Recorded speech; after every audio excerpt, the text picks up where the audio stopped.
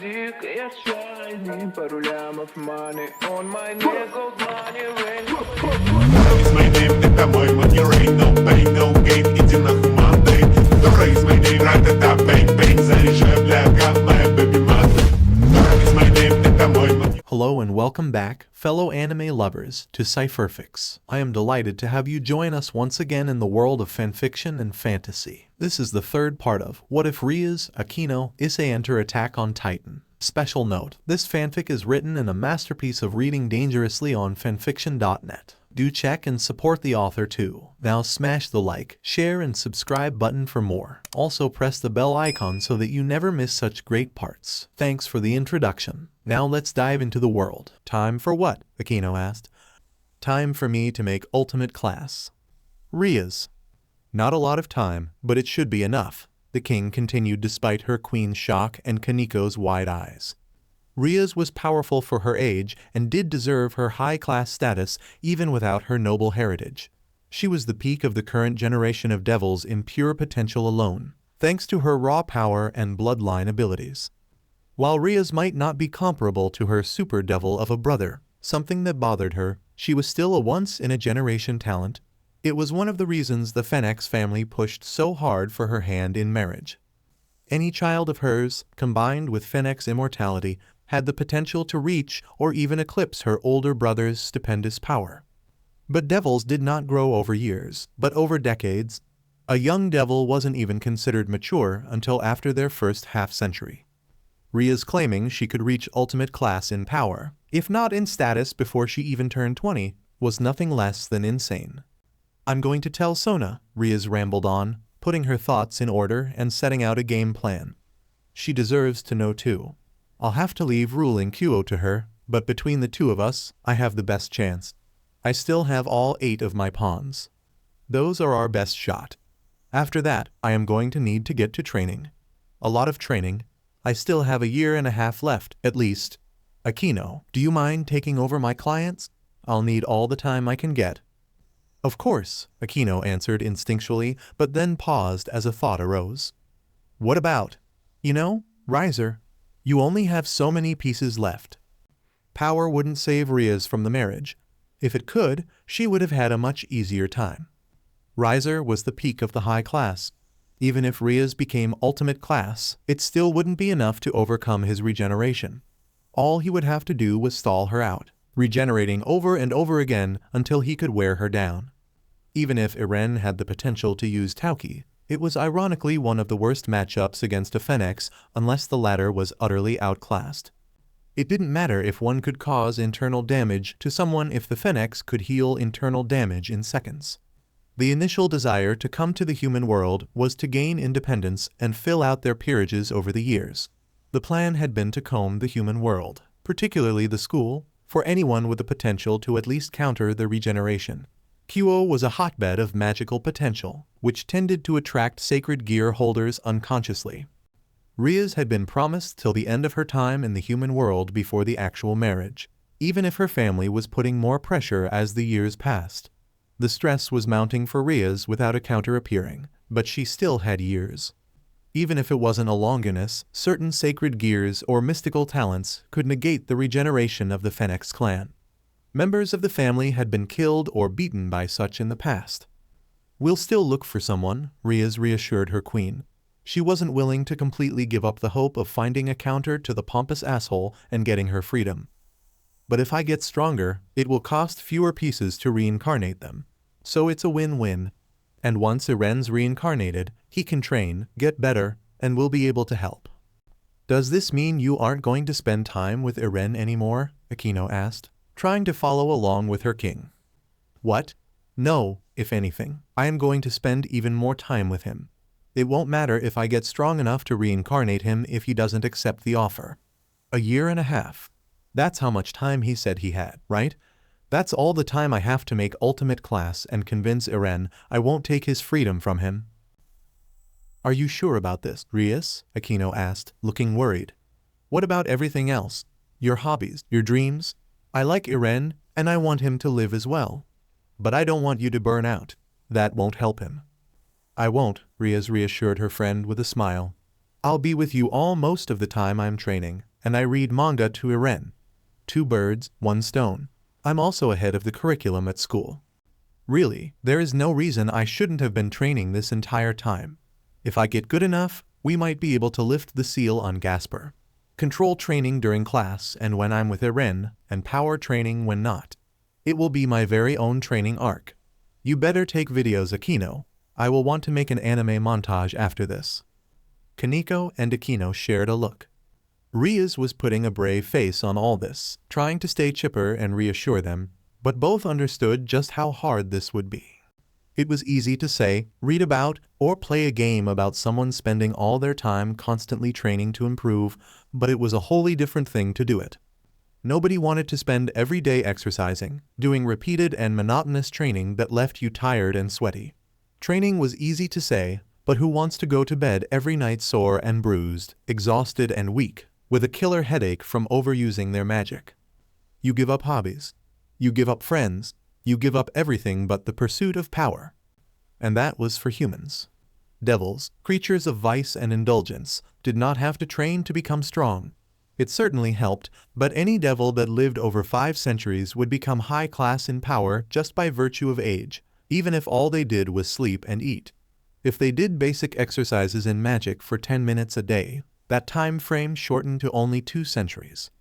Rias was already much more dedicated than her peers and spent at least an hour a day training herself and her peerage. It was a significant factor as to why they were so much stronger than other devils their age. By human standards, they were very active teenagers. By devil standards, they were nothing less than training maniacs, only beaten by the likes of Serorg and his peerage, and they didn't have to overcome the same deficiencies as the Baal. Rias was projected to hit ultimate class before she was 50 if she kept this rate up. It was an insane growth speed for a race that measured their lifespan in millennia. To shorten that down to before she was 20. Remarkably few ever achieved something like that, and of those that did, 4 were the current Satans. We'll help, Kaneko said simply after sharing a nod with Akeno. I shall break out my good whip, Akeno giggled, but there was a tenseness to it.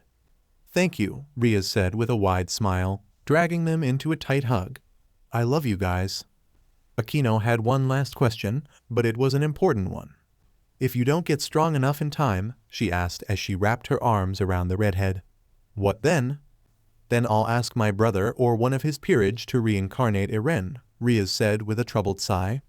I'll explain everything to Eren, and once I am strong enough, I'll request a trade. Eren won't accept that, Akeno sadly shook her head.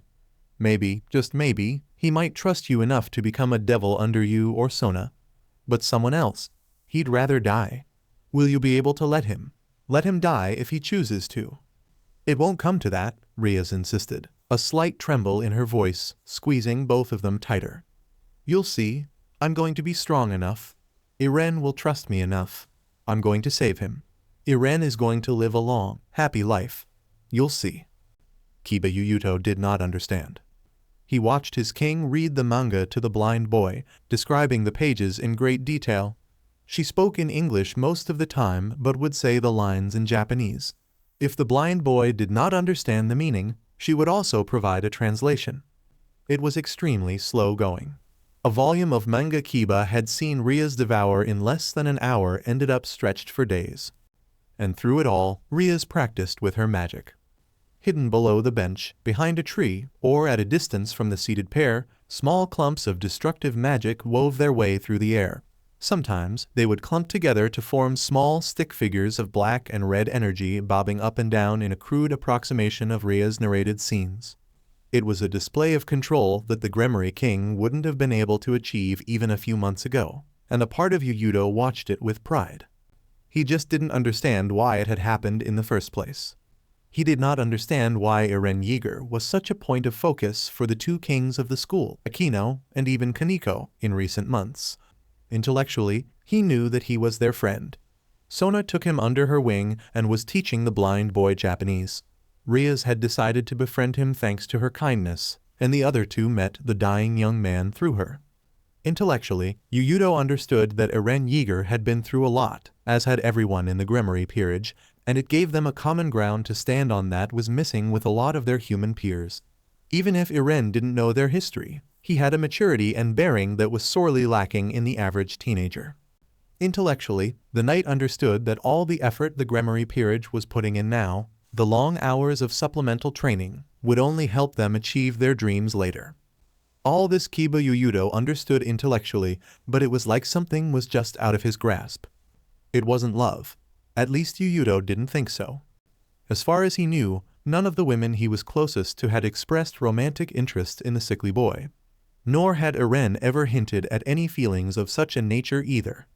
Sona might have a crush on him, but her sense of decency, his impending death, or some other factor kept her from acting on such thoughts. It probably helped that the blind boy couldn't see the beauty of the women around him, which usually drove other boys his age to folly in their efforts to impress them. But if it wasn't love, and they had only known Eren for a little under a year, Yuyudo could not understand how the older boy had wormed his way into their heart to such a degree. Kiba Yuyudo did not understand erenyeager. But today, he'd try and change that. Rias nodded at her knight as she left Eren with a farewell. Strictly speaking, she was only entrusting him to watch over the blind boy, something he could do with his familiar. It was a protection detail they kept up when they could ever since they had learned of his prodigious potential with Kai. While Rias and Sona were the only officially known supernatural factions in Kuo, barring the destroyed church, it wasn't impossible that some malicious yakai or stray would wander into their territory. Eren would be a delicious and inviting meal for such beings if they discovered his powerful life force. Eating him would give a number of man-eating races numerous benefits. It was always better to have a pair of eyes on him. The park was warded against such creatures, as was his small house, but Eren came and went from the bench at odd hours, so at least one familiar was entrusted to follow him at those times for his safety. There were blind spots, of course. The devils still had school and duties and needed to sleep. Unless there was an active threat, there was no reason to constantly watch him. Still, it was another factor to indicate how important the boy was becoming to Yuyudo's friends, and he wanted to know why. Rias had repeatedly insisted that Eren could never know, as he valued his independence fiercely. The sickly boy was unaware of the true danger he was in, and telling him about it would only stress him out and ruin what time he had left. Yuyudo had agreed readily enough, initially not really interested in meeting the boy who had captured the attention of his friends. He had enough on his plate between school, contracts, avoiding his growing fan club, the occasional stray devil, and the increased dedication to training the Gremory peerage was putting themselves through. It was a whim, more than anything, that led to deciding today was the day he'd try and understand the blind boy. But how to go about it? In the end, the decision was made for him. "Are you going to stand there all night?" Eren called out to the park. He wasn't facing Yuyudo, but the knight could see no one else there. But Eren couldn't be talking to him, could he? While he wasn't super far from the bench the boy sat on, Yuyudo had been standing there without making a sound for over 10 minutes now, resting against the bark of a tree. Eren couldn't have seen him, could he? "I know you're there," Eren continued, turning his head. He wasn't facing the knight directly. In fact, it was a few feet in front of him, but it was close enough that Yuyudo knew it was him being addressed.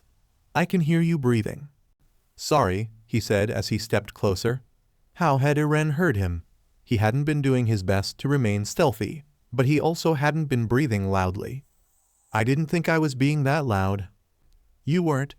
I hear a lot more than I used to." Yuyudo winced in sympathy. It was easy to forget with the confidence he held himself with. But Eren had only been blind for slightly over a year, according to the file. He had gone through most of his life with the use of his eyes. It made sense that his hearing was still developing to compensate for the difference.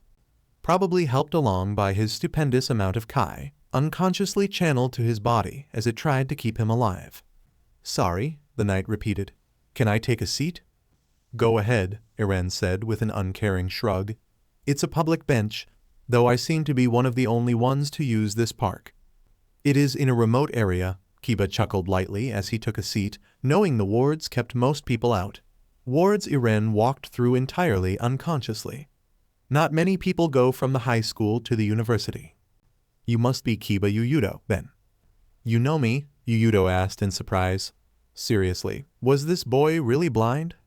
"Only Sauna and Ria's club members come through here. And you sound different from how Rias described Gasper. She brags about you guys a lot. Ahaha, he chuckled awkwardly with a light blush. When Eren put it that way, it seemed obvious. She talks about you too, you know. I'm sure, Eren said plainly. That was one thing Yuyudo had understood about Eren without ever meeting him. The older boy never smiled, and on the rare occasions he showed emotion, it was usually in a negative way. Rias is a nice girl, but she has too much energy. She's only a few years younger than you, Yuyudo pointed out at the almost diminutive way the older boy spoke about his king. I know, but she is still naive about the world. Yuyudo bit back his instinctual desire to defend his king. Eren didn't know about anything they had been through. He had no clue of the true nature of the world or the efforts Rias was going through to give the blind boy a chance to live. Instead of saying any of that, he settled with a vague statement. She could still surprise you. I'm surprised every day, Eren said, his voice lightening slightly. Sauna, Rias, Akeno, Kaneko, and now you. Every time I meet someone on this bench, I am surprised. Yuyudo didn't understand the exact nature of that surprise, but judged it to be good by Eren's tone of voice. The conversation was silent for a minute before Eren broke it again. Ask it. Pardon? You wouldn't be here if you didn't want something, Eren grunted. I'm not good for anything physical in my state, so you must have a question. Go ahead and ask it. Akeno had told them how sharp and perceptive the boy on the bench could sometimes be, but Yuyudo still found himself surprised, since he had brought it up. Who are you? What? I don't mean your name, but who is erenyeager? You came out of nowhere, and all my friends are suddenly all over you. Are you in love with one of them? Eren asked with a sympathetic tilt to his mouth. You don't need to be jealous. Trust me, I'll be gone soon. No, Yuyudo hurried to clarify. Thinking about his word choice, it was easy to see how it could be misunderstood. But he really wasn't interested in romance or sex.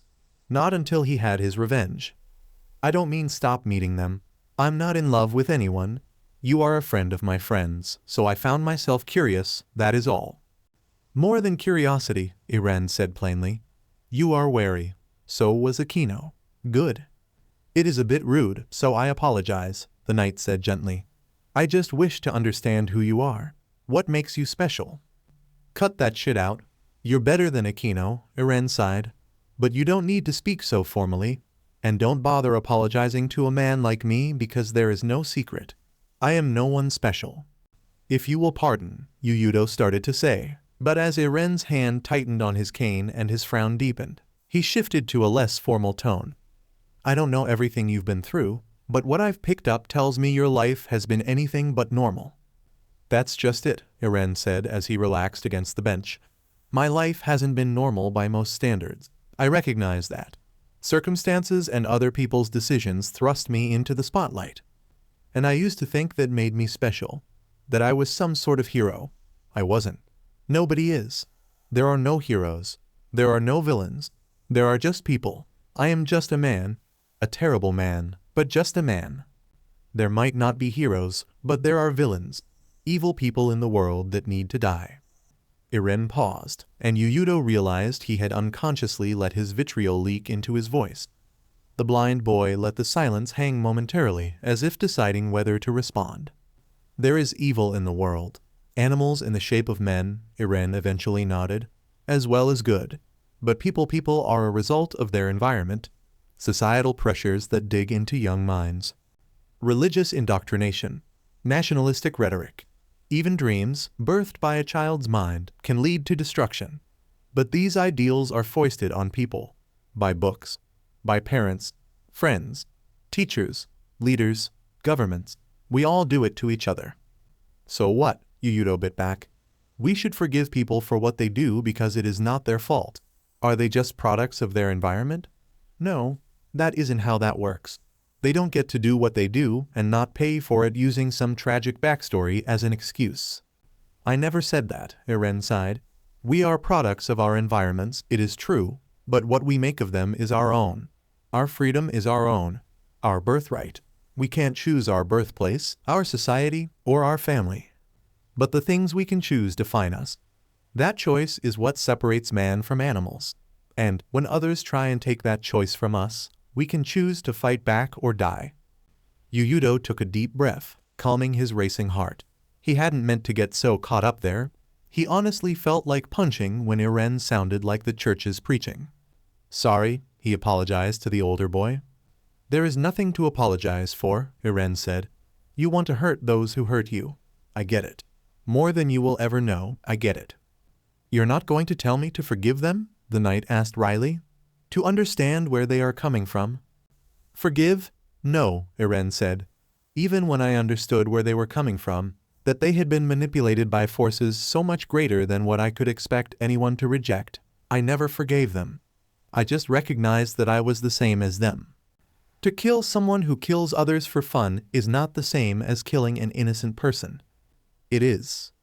Eren's voice was dead, completely absent any tonal inflection. Nobody thinks they're in the wrong. Everyone believes themselves to be on the side of justice.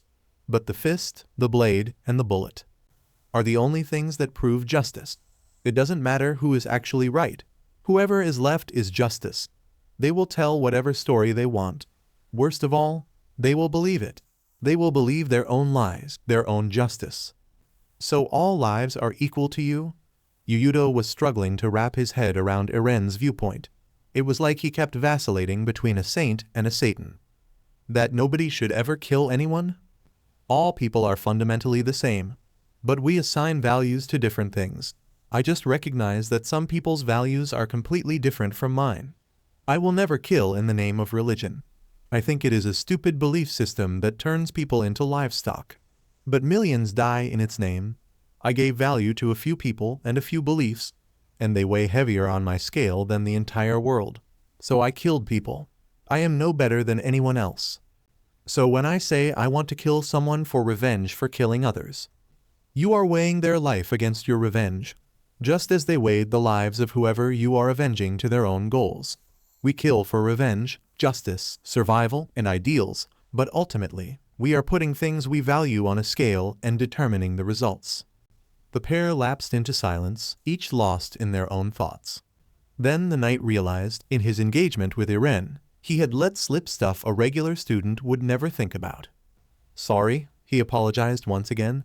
I said I wanted to learn about you, but we ended up discussing hypotheticals like this. Hypotheticals? Right, Yuyudo laughed awkwardly. He'd always been a terrible liar. I'm not going to go around killing people. I promise. I didn't think you would, Eren gave another minute shrug. And I know you guys aren't normal, so the subject didn't surprise me. Yuyudo's heart clenched. What did he know? Had Eren found out about the supernatural? That they were devils? Had he known all along?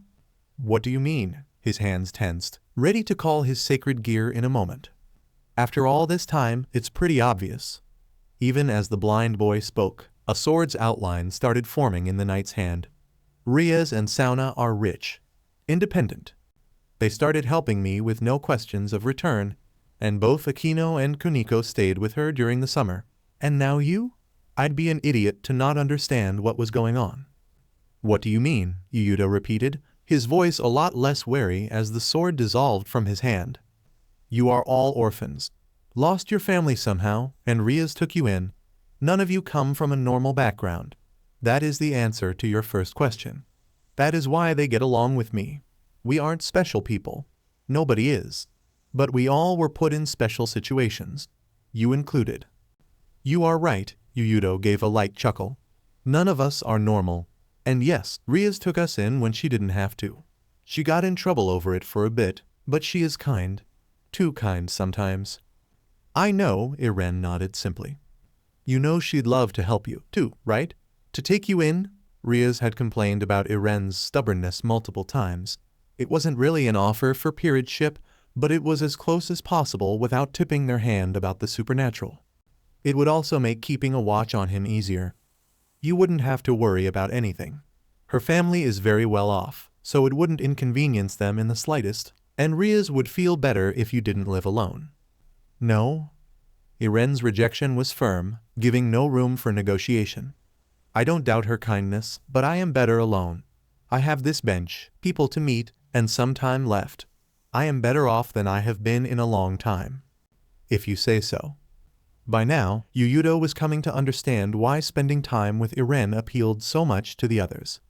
The blind, sickly boy on the bench possessed an odd charisma in his blank expressions and world-weary words.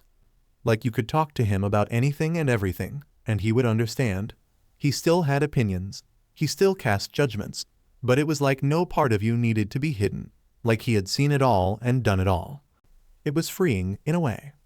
To be able to vent these dark emotions to someone who had actually seen the worst of humanity. Not from a position of power and observation like the devil therapists the Gremory had provided, but from the mud and the blood and the dirt. The absolute lowest rung of society had somehow managed to achieve his goals, survive, and be there for them to talk to. Yuyudo could honestly say he had enjoyed their short talk and wouldn't mind doing so again. But there was one question he had to ask that had been bugging him for a while. The people who hurt you, the ones you never forgave, did you get revenge? I did, Eren nodded once. Was it worth it? Yuyudo would have his revenge. Nothing in the world would stop him. But he would be lying if he said he didn't fear that it wouldn't be as satisfying as he always hoped it would be. That revenge wouldn't fill the void, the gaping maw in his soul. Worth it? In a way, it was. Despite the words, Eren did not look happy in any way. I accomplished everything I set out to do. Fulfilled a promise I made when I was a child. Multiple promises. I returned the pain inflicted on me 1,000,000-fold. Most of the people I cared about even survived. The world became as I willed it to be. In some twisted, horrible way, it was a happy ending. But it wasn't enough. It was. I felt justified, even happy, in some twisted way, guilty, incredibly guilty, but we don't feel one emotion. With that guilt was satisfaction. It's just. Eren paused before sagging in on himself.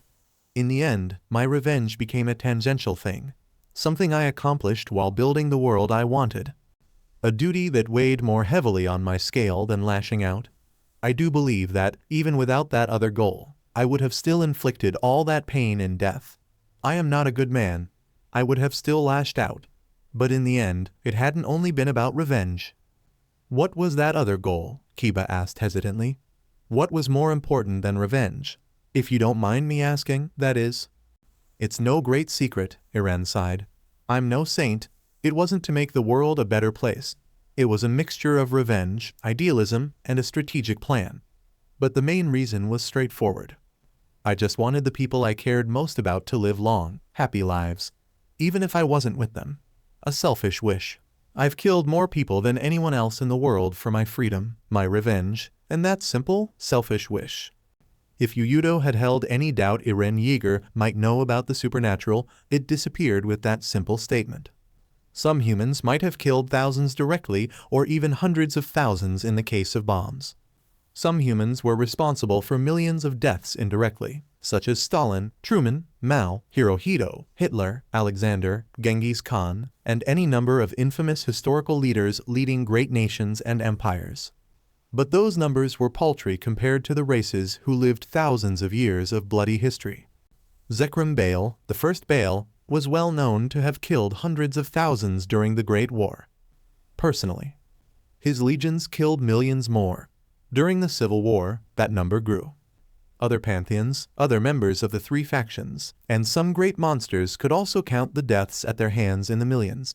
That was what happened when you lived for so long, constantly in conflict with other factions. As far as the Citri had found out, Eren hadn't been responsible for any genocides or indiscriminate massacres during his time in active duty. He had been well known to be violent but effective. His kill count had maybe crossed the 1,000 mark, but was nowhere near 10,000. It would be a staggering number to a teenage boy, unaware of the wider world. Enough to traumatize him. To the supernatural races, it wasn't even a statistic. Life simply has less value when you live for millennia. When the fall of empires was but another day for you. Yuyudo honestly couldn't think about how many people Eren would need to kill to back up his claim. 100 million? 500 million? A billion? A number so preposterous for a teenage human that it was almost funny. Still, preposterous claim or not, it told the knight something about Eren. For all his talk, Eren's revenge hadn't been clean. It hadn't been without collateral damage. The Citri had missed something. Would you do it again? Eren froze at the question. If you could go back in time, knowing what your future held if you went after your revenge, would you do it again? Yes. The word was firm as Eren spoke with the most conviction Yuyudo had yet heard from him. If I had to live through it 1,000 more times, I would still do it all again. It wasn't a perfect answer, but it had been my answer. All the death, destruction, and hatred. Their lives, my freedom, my revenge. All of it together was worth that to me and more. If there is a hell, I will burn in it forever. But I would do it again. And if your friends, the people you were doing it for, had tried to get in the way of your revenge, what would Yuyudo do if Rias, Akeno, Kaneko, or Gasper stood in the way of his revenge? It was a distinct possibility. Destroying the Excaliburs would be tantamount to trying to start a war. Was he willing to go stray for it if it came to that? That is their choice. I wouldn't take it from them, no matter how much a selfish part wished they would side with me. I made my choices. They made theirs. I never blamed them for it. They are happier this way. In a way, I am, too. That was why the boy was here alone, wasn't it? The people he had cared about had turned from him, leaving him to live out his remaining years alone in a foreign country. He would die alone. That was why none of his former mercenary team had reached out to him even once in the year since he had appeared in Kuo. There is no right answer, Eren intoned gravely. No solution that solves everything. Just weights on the scale. If you ever find who you are looking for, you must decide what weighs more to you. Your revenge and everything that comes with it, or the price you have to pay for it. Kiba Yuyudo did not know what weighed more on his scale. The burning rage, the void within himself yearning to be filled with the blood and souls of those responsible. Or the friends and family that had taken a broken, lonely boy in after bringing him back from the dead. Kiba Yuyudo didn't think he would know the answer until he was forced to choose. Thank you, the knight said instead, for talking to me. You've given me a lot to think about. You came to me, Eren shrugged. You are the one who listened to a broken man ramble. All of you kids seem to like hearing me talk for some reason.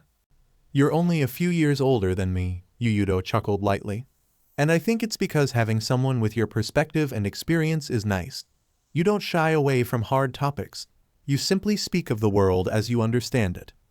If that is enough, Eren said plainly with a tiny shrug. It is. So, senpai, I hope you don't mind if I visit you sometime. To talk? Eren pursed his lips at the title but didn't say anything. He just nodded. Yuyudo hadn't called him his senior out of familiarity or obligation. He called him senpai, not because the boy was older, but because erenyeager was farther down the path than Kiba Yuyudo.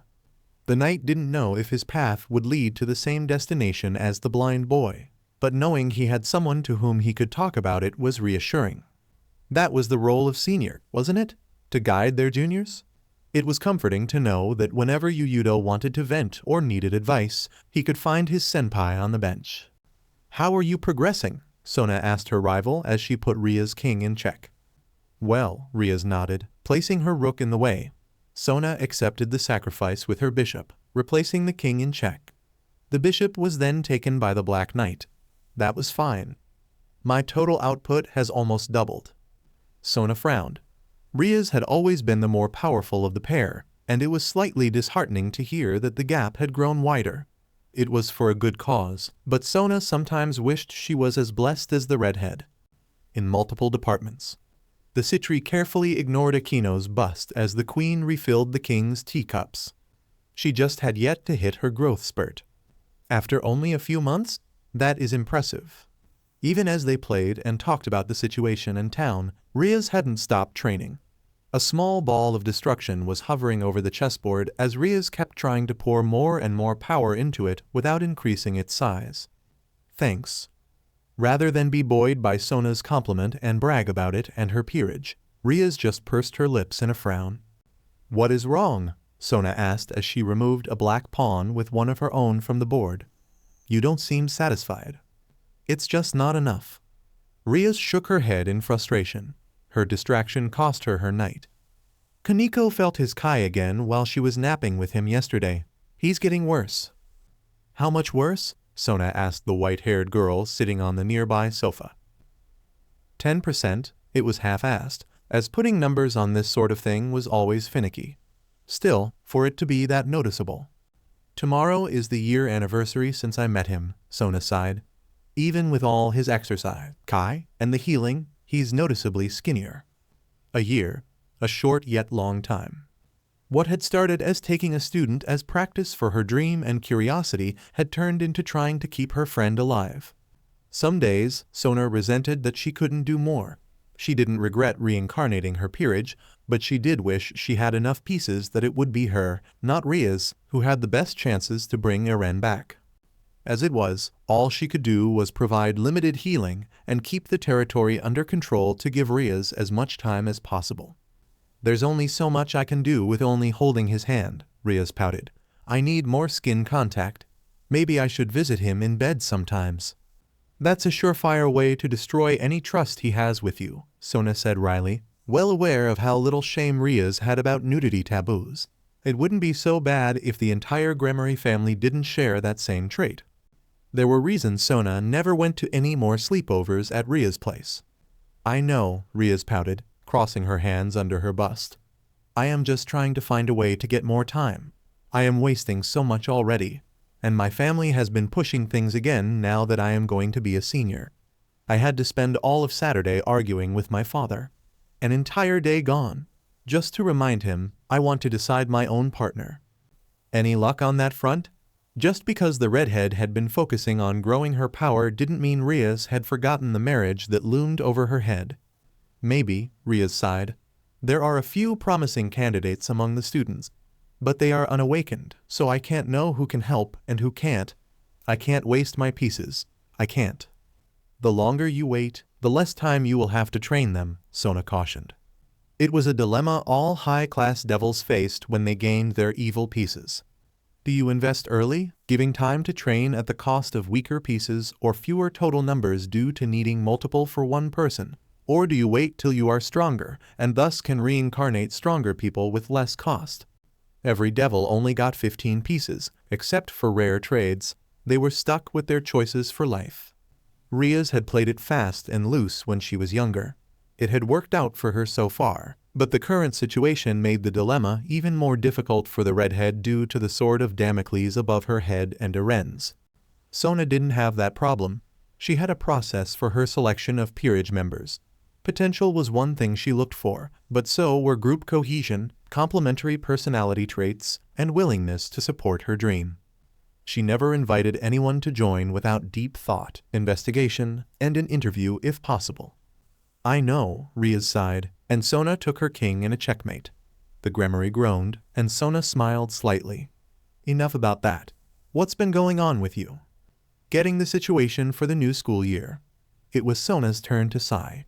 I don't know what is worse, the Fallen requesting permission to stay for a few months or the dozen complaints about the perverted trio coming back. At least we can kill the former if they violate the ceasefire. I am seriously considering not letting those three come to QO for their junior year. I think they're funny, Rias said with a smile. It's refreshing to see humans so open about their desires. Some of us value our privacy, you exhibitionist, Sona said with a glare. Between them, paperwork, admissions, complaints, and budgets, I am half tempted to drown the student council room in water. Otta. Naughty words like exhibitionist threatening destruction of school property. Should the student council president be saying all that? You are setting a bad example for us, Kaichu. Sona sent Akeno a death glare as the queen giggled. Then her eyes turned back to Rias as the redhead also laughed. It's your own fault, Rias laughed unapologetically. You are the one who volunteered for the extra work. I need to learn to do it all for my dream, Sona defended herself. This will be my last year in high school, and I will be too busy during college to learn these administrative tasks. Yuha, Rias nodded, still chuckling. And it has nothing to do with your pride. Better prideful than a lazy nudist. Better a lazy nudist than a control freak. Better a control freak than a ginger cow. Better a ginger cow than a pancake. Both teenage girls glared at each other as they devolved into familiar arguments, teasing, and needling. Kaneko watched them. munching on some sugar cookies she shared with Yuyudo, while Akeno giggled like the chaos gremlin she was. Surprise! Instantly, Eren shot up, hand pulling on the handle of his cane as he drew a sword and swung. "Whoa!" Yuyudo muttered as he dodged out of the way in surprise. Thankfully, Eren was human, so even surprised the knight managed to avoid the blade with his speed. "Eren!" Rias and Sona shouted in surprise, and the blind boy froze, blade pulled back for another swing. "Sauna? Rias?" Eren asked as he collapsed back to the bench. He kept his hand on his drawn sword. "What are you doing? What is going on?" "A surprise party," Akeno chuckled a bit nervously. "Though I think we were the surprised ones." "What are you doing with a sword on school property?" Sona asked severely, sending him a glare he couldn't see. "Japan doesn't allow guns," Eren said plainly, as if it explained everything before moving on to the more important part. "A surprise party? What for?" "It's been a year since you came to Kyoto," Rias said cheerfully, entirely moving on from almost getting her head cut off. "Since you never told us your birthday, we decided to celebrate today." Kaneko blew a flat note on her little party kazoo to punctuate Ria's words. The file didn't have his date of birth, just the day he had been left on the church's stoop. Celebrating that would probably be in bad taste. "What?" Eren asked, completely baffled. For the ordinarily unflappable man to be so out of it was a sight that had everyone present smiling. "We brought cakes," Kaneko said, eyeing the deserts hungrily. There had been a candle on one of them, but that had been sliced by Eren's swing, so Akeno tossed it away. "What?" Eren sounded like a broken record now, and a few of them chuckled this time at how flat-footed he was acting. Even Sona, who was still glaring at the sword, smiled slightly. "It is also to celebrate Kaneko's first day of high school this week," Rias continued with a note of pride. "Just a little get-together of friends before the new school year." Kaneko pumped a fist slightly as Rias ruffled her hair as she blew another note. Her growth spurt was coming. She could feel it. "I see," Eren said hesitantly, finally lowering his sword. "Congratulations, Kaneko." "It's cool," she said simply. "We have vanilla strawberry and chocolate fudge. Which do you want?" "All vanilla?" Eren half-asked, still clearly out of it after suddenly rousing from his nap and the surprise party. "Can I see your sword?" Yuyudo asked as Rias took utensils and plates from the basket as she sat on the bench. "Don't think I will forget that you brought it on to school grounds," Sona cautioned as Eren slid it into the cane and held it out. "You could hurt yourself and those around you with that thing. The only ones near me are you guys, and you usually don't pull stuff like this." There were a few nervous chuckles. Maybe suddenly waking up the ex-child soldier with shouting hadn't been such a good idea. "It's a good blade," Yuyudo said as he examined the sword. It was a style that tingled his senses, but he couldn't place it. It was straight to fit in the cane and flat for slashing, not stabbing. Only 2 fingers wide, it wasn't a weapon designed to clash with others, it would break too quickly, but it was deadly sharp. A weapon for sudden surprise attacks and cutting flesh. The only ornamentation on the otherwise plain and flat sword was the 2 stylized wings, one white and the other blue, carved into the handle. "Thank you," Eren said as the knight handed it back. It was a gift. "Here," Kaneko said, placing a saucer with cake in his hand and putting a fork in the other. Then she returned to her own, much larger pieces. "It's good," he said simply as he took a careful bite. Clearly, he was still processing what was happening as he made slow, almost awkward movements. "Phew, I made it myself," Akeno said with pride, and Eren gave her an acknowledging nod. "When is your birthday?" Rias asked. "We'll throw a proper party then." "March 30th, Eren said with a shrug. "But you done." "What?" Rias stood in a flurry. "Are you being serious?" Sona asked with a frown. "What's wrong?" Eren asked, setting down his cake after only taking a few bites. "Are you aware of what day it is today?" Akeno asked. "Sunday." "Sunday, March 30th, Akeno corrected. "Oh," Eren said plainly. Then he picked up his saucer and started eating his cake again. "Oh, that's all you have to say?" "Oh," Rias was gesticulating wildly. "It's your birthday. I should have gotten you a gift. Or we could have gone to a park. Or had a proper party at the clubhouse. You only turned 19 once." 18, Eren corrected her simply. You told me you were 17 on the day we met, Sona accused. You never said anything about your birthday. It's not important. Eren shrugged again. It's just another day. It is important, Akeno chastised him. If not for you, then for others who know you. A celebration of the day a loved one came into the world. If you do not wish to have a large party, that is fine. Rias looked like she would protest, but the queen shot her a look. But you should spend a birthday with people you love. I suppose, Eren said reluctantly. Do you have something against birthdays?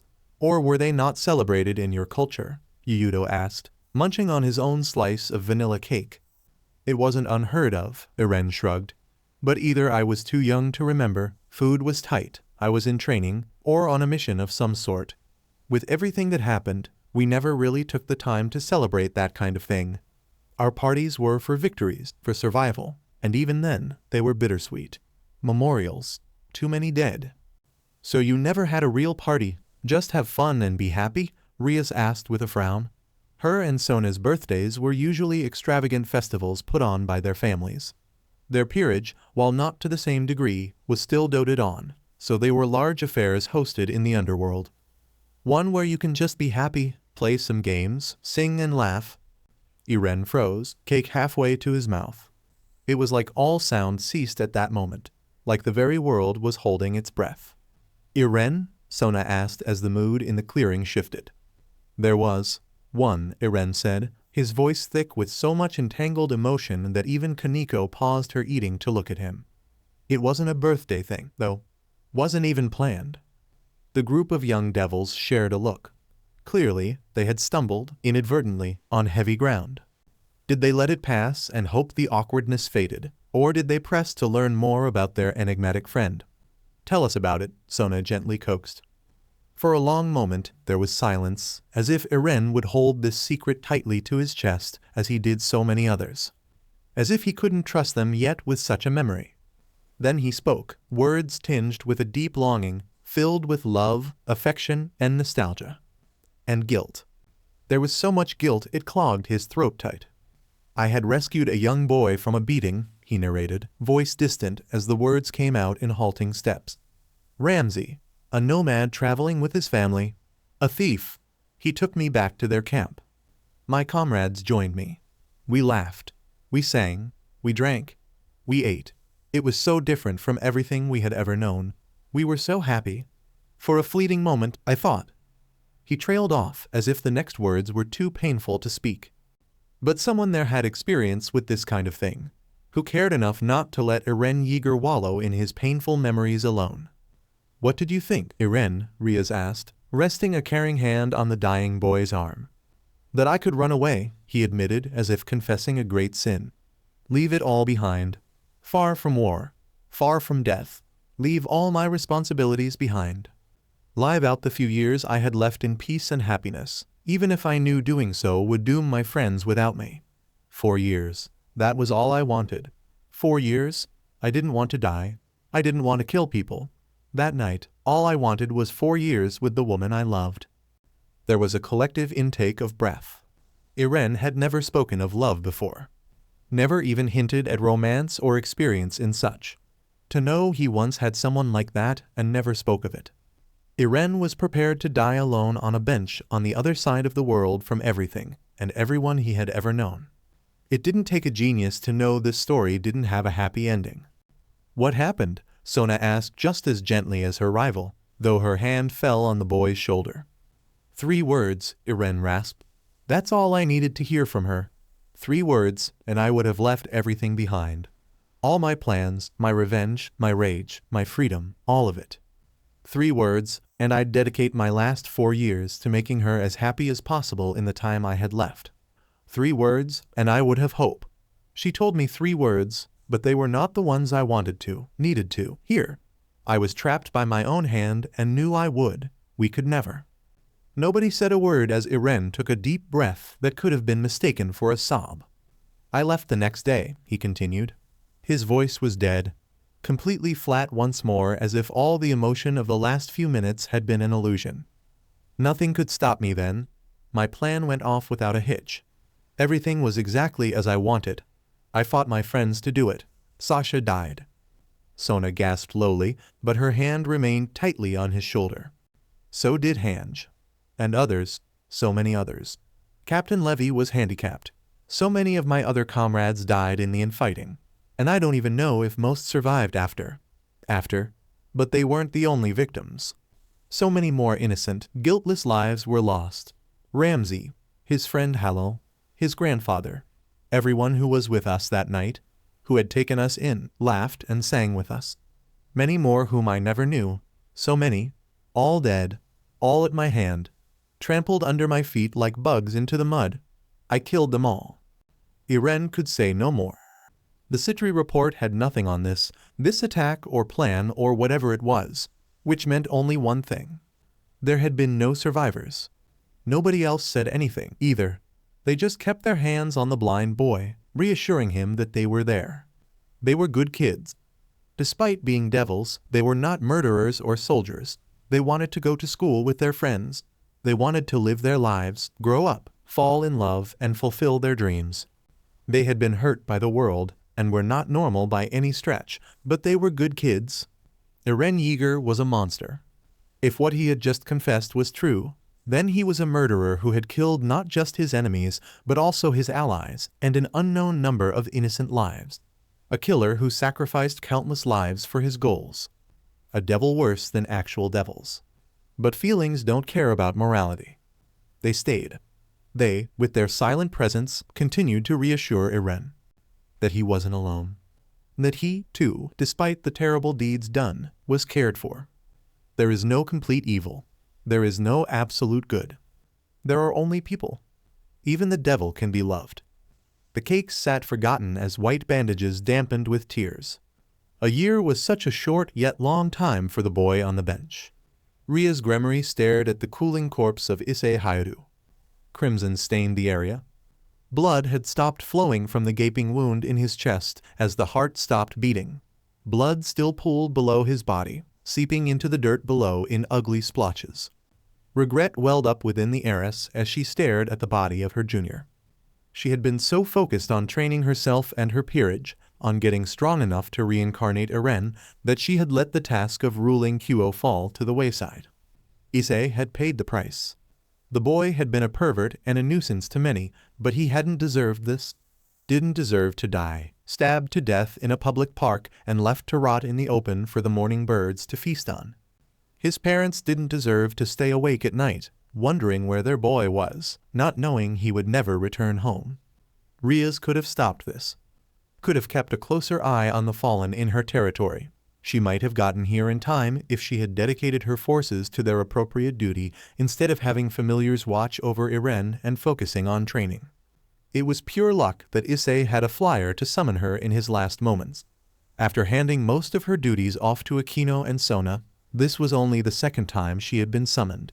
He must have had an enormous desire to live in his last moments. A part of Rias wanted to blame Sona, but she knew that was unfair. Unlike Rias, the Citri was fully occupied. She was busy with the student council affairs and the additional duties of running the school, and she also had to handle her own peerage's training, education, and recruitment. And she was helping lighten Rias' burden when it should have been them both ruling Quo.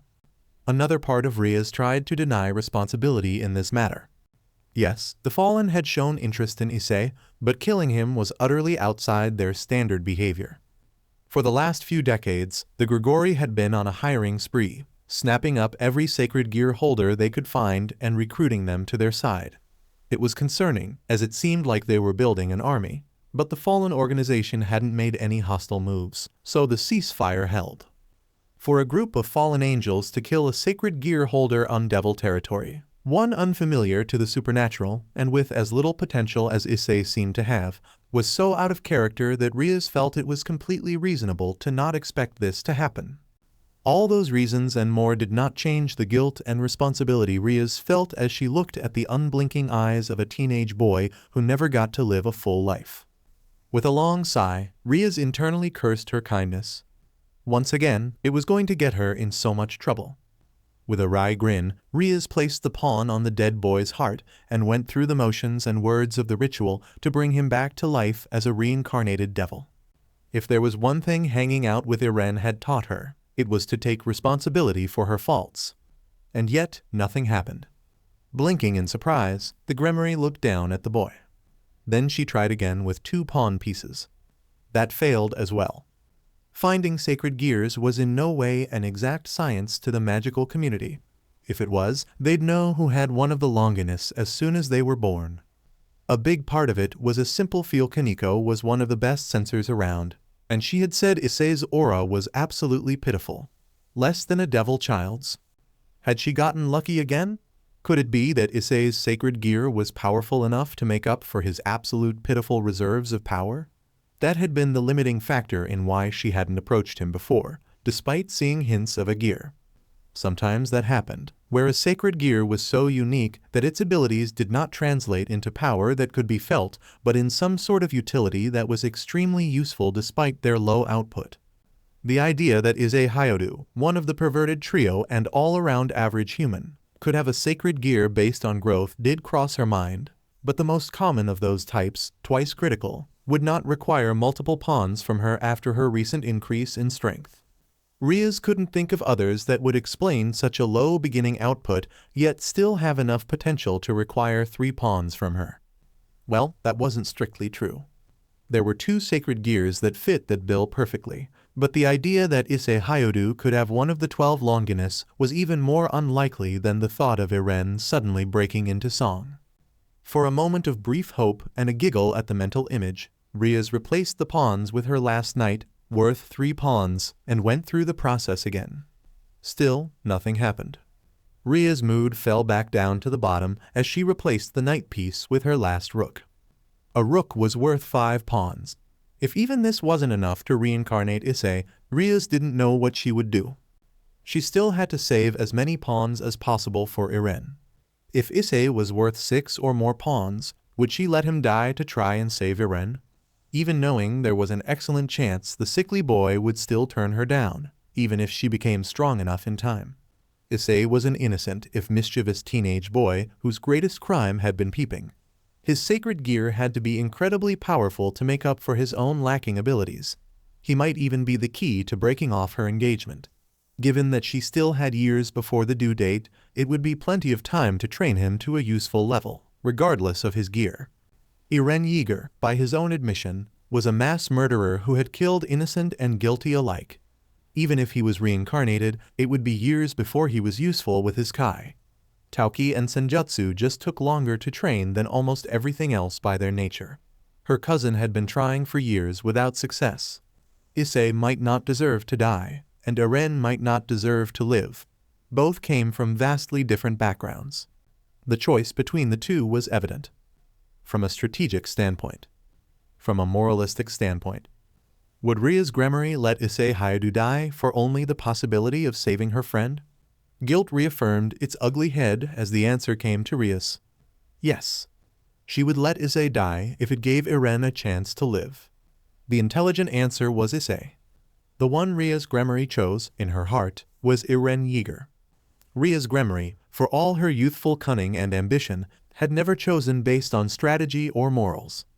At her core, Ria's Gremory was a greedy devil who would choose her family, her peerage, and her friends over morals, herself, or even the world. It was no wonder she got on so well with the devil. If the rook piece failed, she would let Issei die. Yet, Ria's Gremory was still a lucky girl.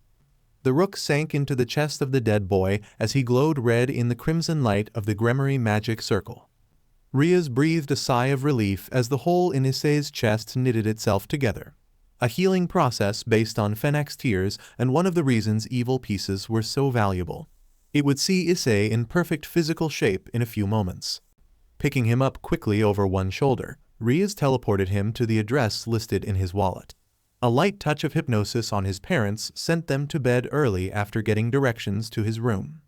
She needn't have bothered. Only one room was covered in anime posters and porn magazines. Rias did spare an appreciative glance at his collection of figurines. She'd have to ask where he got that rare Goku. Most depicted either black hair Goku or post-Super Saiyan. A mid-transformation figurine was pretty rare, and the hall at her family's home dedicated to her hobby had more than enough shelves left for one of her own. Her job done for the night, Rias returned to her nightly training. Only very rare cases required her direct attention regarding a summons. An hour had passed between getting called and getting Issei settled in his bed. No significant time had been lost, and now she had another cute rook to join her little family. A good night, despite the tragic start. Tomorrow, she'd call him to the clubroom and give him a basic explanation of his new situation. She'd also need to start getting the Grigori to recall their agents. It would take a long, convoluted string of messages passed between intermediaries that Rias wasn't looking forward to. Both factions were technically still at war, even if they were in a ceasefire. Still, she and Sona couldn't tolerate them killing people in her territory. They might get away with it this time due to Issei not even being a contractor, but it would send the wrong message to the vultures that watched the two heiresses if it happened again. And Issei deserved some justice. Guilt, gratitude, and enthusiasm rose within Rias at the thought of her newest servant as she reappeared in her training grounds. Issei might not have been as close to her as Eren was, but now he was her newest rook. That could change as they spent more time together. They were family now, after all. Rias didn't even want to think about how much Issei would have cost her if she had tried reincarnating him before she started training in earnest. It would have cost at least 7 pawns, if not all 8. She might not have been able to at all, leaving a boy to die due to her inattention. And yet, the self-reflections of the night continued to weigh on her. Rias Gremory didn't think of herself as a bad person. She hadn't been lying when she talked about being a good devil. The Gremory family was famous for treating their servants well, but Rias was incredibly kind even among them. Some chalked it up to youthful nativity that would change with age, while others saw it as a symptom of the peace the current generation faced. Either way, compared to most devils, Rias Gremory was practically a saint. And yet, that kindness had never cost her anything, she realized now. It might have if her luck hadn't been so strong. Sometimes she suspected her brother or family of orchestrating things to her benefit. Still, bearing the situation with Kaneko, none of her other servants had shown any sort of manipulation. In fact, in the case of Yuyudo and Gasper, her family had been actively against their reincarnation. For Rias, kindness usually came with rewards rather than costs. But tonight, she had confronted a part of herself she didn't think she liked.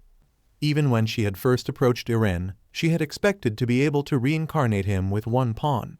His sickness and her family's rejection of him would have hurt, but his experience would have been worth such a paltry cost to her.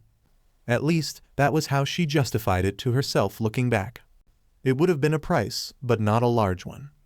Choosing Eren over Issei, when it had been partly her fault the perverted boy had died in the first place, had been eye-opening. Words spoken a year ago floated to the forefront of her mind. When someone is a good person, it just seems to mean someone who's good for you. Nobody's good to everyone, so if someone doesn't help me, they're a bad person. Did it matter if she wasn't a good devil? As she destroyed another of the training blocks, each as dense as an entire mountain condensed into the shape and size of a human body, Rias let her frustration at herself flow out. Things had worked out this time, too, and if she continued to work hard, everything would turn out well in the end. Rias Gremory would make sure of it. How do you do it? HM? Rias took a moment to think about her words. The question had slipped out almost unconsciously as she packed up her manga for the night. Questions about Issei, herself, her actions, and her guilty conscience had plagued her all day. She had tried to proactively address all she could to take her mind off the subject. Sona knew about the Fallen's actions and her newest rook. Rias had started the process of having the Grigori either remove their agents from the town or having them declared as rogue agents. She had introduced Issei to the club, explained the basics of being a devil, and gave him the tutorial on the new world he had found himself in. Issei had been a bit out of it.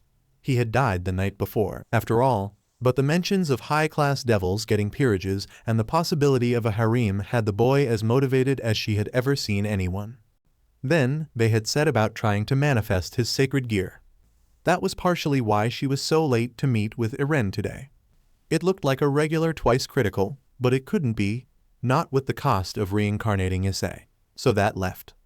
Had she been willing to let a Longinus slip through her hands, of becoming the first devil to reincarnate a dragon emperor, Also, she could potentially reincarnate one dying boy, one who might reject her. Once again, once Rias searched her heart, she had found the answer, and it continued to torment her. Your choices, Rias ended up saying. How do you know when you make the right ones? You don't, Eren shrugged. Nobody does. Sometimes you make the right ones, sometimes you don't. Only after time has passed. At the end, do you know if what you did is correct? And sometimes there is no right choice. I learned that the hard way. And if you make the wrong one, how do you deal with the guilt? What is this about, Rias? The redhead sent Eren a smile he couldn't see at his showing of concern. I have a new club member, she started to explain. Eren nodded for her to continue. I'll introduce him to you later. He's lively. The idea of the perverted Issei Hyodu and the somber erenyeager sitting and talking on this bench tickled Ria's funny bone. And you feel guilty towards this boy? Yes, Rias admitted easily. Bearing the supernatural, she had no secrets from Eren these days. He was hurt badly due to my inattention. His invitation to the club was partly to make up for it. We are quite popular, you know, she bragged with a smile. Eren didn't smile. Do not let guilt make your decisions, he cautioned. Taking responsibility is important, but never let it exceed your own actions. If you take responsibility for others' actions, you are absolving them of their own sins. Speaking from experience again, Rias couldn't help but ask, always eager to learn more about the boy. Not mine, Eren shook his head. I took responsibility for my actions in the only way I knew how. Years ago, a man felt so guilty for the crimes of his ancestors that he decided that not only should he pay the price, but untold innocent people should as well. He had options, so many possibilities, but he chose one of the worst because of his guilt. But Fritz's, Eren practically spat the name, venom lacing his voice. Actions were his own, so are yours. Understanding he was prodding for more explanations, Rias continued to word it as best as she could. I am not feeling guilty for what I actually did, she clarified. It worked out in the end. But... She paused, trying to find the words to put her struggle in terms Eren could understand. Helping Issei, that's my new junior, by the way, cost me nothing. But it could have. And if it did, I don't think I would have helped him. And I guess I feel guilty about that. And I wonder if I can call myself kind, good, nice, or anything like that if I only do those things when they don't cost me anything. Eren was silent, and Rias appreciated that he gave her worries appropriate thought. I don't understand the issue, he eventually said. Rias frowned at him but let him continue. You know my thoughts about good people, but you are you, not me. If being kind or good is important to you, then yes, you will have to pay a price for that. But that is how life is. Everything has a cost, whether in time, resources, or life itself. I know that, Rias sighed, frustrated that Eren wasn't seeing the problem. It's just, what if, next time, I have to pay something I am not willing to pay? Even if I want to do the right thing, even if it's the correct choice, what do I do then? Eren continued to frown in thought. I still don't get it, he admitted, but held up a hand to stop her from saying anything. It smacked her in the face. Sorry, he apologized, a hint of sheepishness in his normally placid voice. It's fine. It hadn't hurt at all, and it was her fault for sitting so close to him to hold his hand and press into his arm to get more skin contact to heal him. If he cared at all about her prodigious breasts pressing into him, he never commented. Anyway, he continued, as I said, I still don't get the problem, but I can give you my own advice and the advice of my friend. Your friend? Rias asked, hoping to get a more specific answer. Sometimes, Eren spoke of people, places, and events they hadn't been able to track down. They had gotten a clue recently when he had mentioned remaining 4 years during their surprise party, but they hadn't been able to link that time frame to a concrete event. The more information he provided, the better their chance of understanding who Eren actually was and what he had been through. My best friend, Eren nodded, the smartest man I've ever known, and one of the kindest. Despite that kindness, he used to have this saying, someone who can't sacrifice everything can never change anything. Only when you are prepared to sacrifice everything, even your humanity, kindness, and morals, can you accomplish your goals. So I should give up on being kind, Rias asked. That didn't sit right with her. If that's what it takes, Eren shrugged. This is where my advice differs from his, even if he is smarter. You need to sacrifice something to achieve something, but only sacrifice what you can afford to lose. You have to choose what you absolutely cannot let go of. You hold on to that and never let it go, even if it means sacrificing everything else.